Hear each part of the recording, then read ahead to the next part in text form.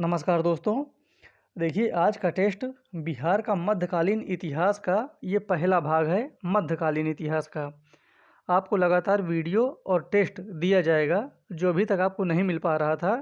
लेकिन अब आपको डेली 2 से 3 वीडियो मिलेगा। 2 से 3 दिन में बिहार का प्राचीन इतिहास, मध्यकालीन इतिहास एवं आधुनिक इतिहास से जितने भी संभावित प्रश्न हैं और जिनकी आने की बहुत ही ज़्यादा संभावना है या प्रीवियस ईयर में प्रश्न आ चुके हैं, इस टेस्ट सीरीज के माध्यम से उन सभी प्रश्नों को आपको दिया जाएगा। ये सभी प्रश्न बहुत ही महत्वपूर्ण हैं।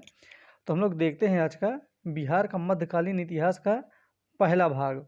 इसमें टोटल 20 क्वेश्चन दिए गए हैं। प्रश्नों की संख्या भी 1 या 2 टेस्ट के बाद बढ़ा दी जाएगी इसकी भी। 12वीं शताब्दी के अंत में बख्तियार खिलजी का आक्रमण सर्वप्रथम बिहार में हुआ था। ये सबसे पहले कहाँ पर किया गया था? इसका सही उत्तर हो जाएगा ए, कर्मनाशा नदी के पूर्व में बख्तियार खिलजी का पहला आक्रमण हुआ था। दूसरा क्वेश्चन देखते हैं। बख्तियार खिलजी के आक्रमण के समय बिहार में सेन वंश का शासक कौन था? सभी प्रश्न बहुत ही महत्वपूर्ण हैं और सब सिलेक्टेड क्वेश्चन हैं। फालतू का इसमें कोई भी प्रश्न आपको नहीं मिलेगा। जिस समय बख्तियार खिलजी ने बिहार में आक्रमण किया था, उस समय सेन वंश का शासक कौन था? इसका सही उत्तर हो जाएगा बी, लक्ष्मण सेन। बख्तियार खिलजी के आक्रमण के समय बिहार में पाल वंश का शासक कौन था? अभी इसके पहले सेन वंश का शासक कौन था, अब ये पाल वंश का शासक कौन था, ये बताना है।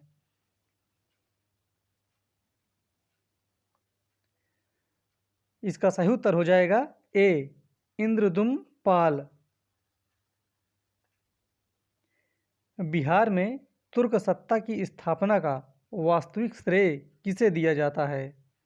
बहुत ही महत्वपूर्ण प्रश्न है। बीपीएससी ने कई बार ये प्रश्न पूछा है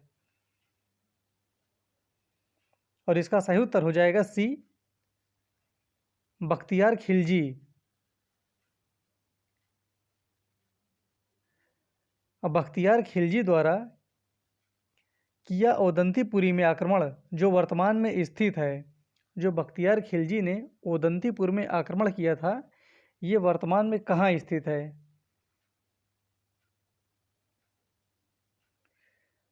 इसका सही उत्तर हो जाएगा डी, ये वर्तमान में बिहार शरीफ में स्थित है, ओदंतीपुर। बख्तियार खिलजी द्वारा बिहार के ओदंतीपुर में आक्रमण किया गया था। ओदंतीपुर में आक्रमण कब किया गया था, इसका एग्जैक्ट डेट बताना है। ये सभी प्रश्न बीपीएससी में आए हुए हैं और ऐसे ही प्रश्न हमेशा रिपीट भी होते हैं, इसलिए एक बार देखना बहुत ही ज़रूरी है। इसका सही उत्तर हो जाएगा डी, 1198 में। बख्तियार खिलजी के द्वारा नालंदा विश्वविद्यालय को नष्ट करने के बाद किस शहर की स्थापना की गई थी? नालंदा विश्वविद्यालय को नष्ट करने के बाद बख्तियार खिलजी ने किस शहर की स्थापना की थी बिहार में? इसका सही उत्तर हो जाएगा सी, बख्तियारपुर। अब बख्तियार खिलजी द्वारा बंगाल के नादिया जिले में कब चढ़ाई की गई थी, अर्थात वहाँ पर कब आक्रमण किया गया था? बंगाल के नादिया जिले में। इसका सही उत्तर हो जाएगा सी, 1203-4 के बीच में। जिस समय बख्तियार खिलजी ने बंगाल पर आक्रमण किया था, उस समय यह किसकी राजधानी थी?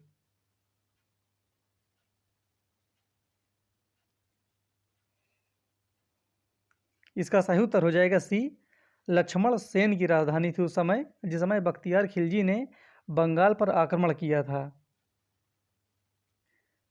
बख्तियार खिलजी ने अपनी राजधानी स्थापित की थी, कहाँ पर स्थापित की थी बख्तियार खिलजी ने अपनी राजधानी?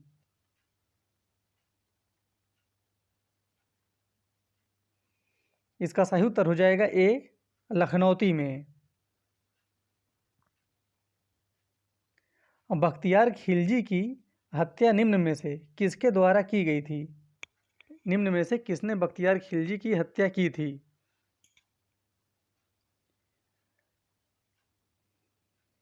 इसका सही उत्तर हो जाएगा ए, अली मर्दान ने।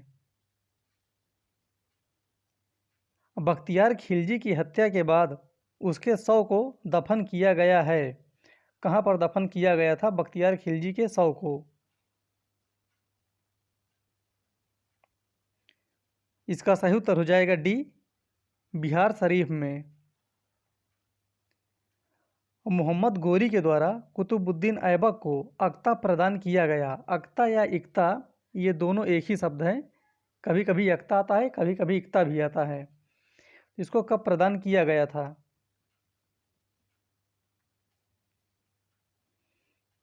सही उत्तर हो जाएगा इसका ए, 1191 में।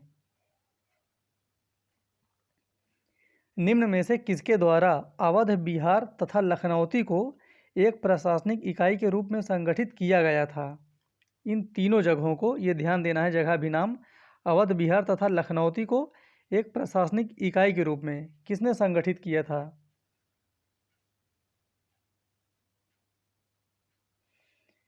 सही उत्तर हो जाएगा इसका डी, नसीरुद्दीन महमूद ने।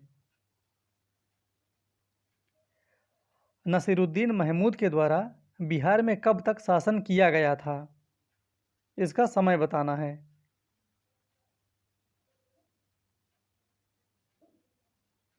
इसका सही उत्तर हो जाएगा बी, 1227 से 1229 के बीच, मात्र 2 साल। बिहार को दिल्ली सल्तनत के अधीन करने वाला प्रथम सुल्तान था। ये प्रश्न बीपीएससी में कई बार आया है। बिहार को दिल्ली सल्तनत के अधीन करने वाला प्रथम सुल्तान कौन था? सही उत्तर हो जाएगा इसका बी, इल्तुतमिश।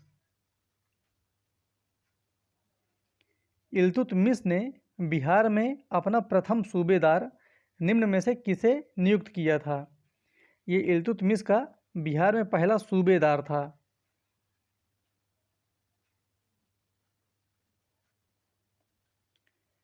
सही उत्तर हो जाएगा इसका ए, मलिक जानी को। सैफुद्दीन ऐबक को बिहार का गवर्नर किसके द्वारा नियुक्त किया गया था? यहाँ पर ध्यान देना है, ये गवर्नर की बात कर रहा है। अब सैफुद्दीन ऐबक ये बिहार का गवर्नर था। इसकी नियुक्ति किसके द्वारा की गई थी? इसका सही उत्तर हो जाएगा ए, इल्तुतमिश के द्वारा। किसके शासनकाल में गया का क्षेत्र दिल्ली के अधीन था, जिसका वर्णन गया के राजा वनराज की गया प्रशस्ति में किया गया है?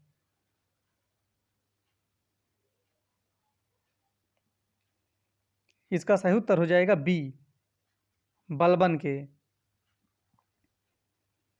गया प्रशस्ति निम्न में से किससे संबंधित है? अभी इसके पहले वाले क्वेश्चन में इसका उत्तर दिया गया था। गया प्रशस्ति किससे संबंधित है? इसका सही उत्तर हो जाएगा ए, वनराज से संबंधित है गया प्रशस्ति। इस प्रकार से आज हमारा बिहार का मध्यकालीन इतिहास का पहला भाग कंप्लीट हुआ। फिर मिलते हैं अगले वीडियो में, तब तक के लिए धन्यवाद।